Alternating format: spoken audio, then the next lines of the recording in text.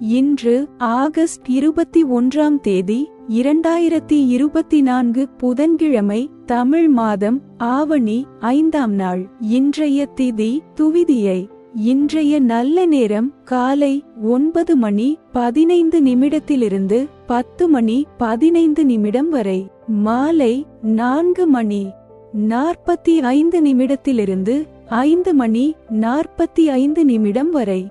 கவ்வூரி நல்ல நேரம் காலை 10 மணி 45 நிமிடத்திலிருந்து 11 மணி 45 நிமிடம் வரை.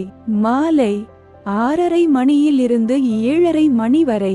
ராகு காலம் மதியம் 12 மணியில் இருந்து 1:30 மணி வரை. யமகண்டம் காலை 7:30 மணியில் இருந்து 9 மணி வரை. குளிகை காலை 10:30 மணி முதல் 12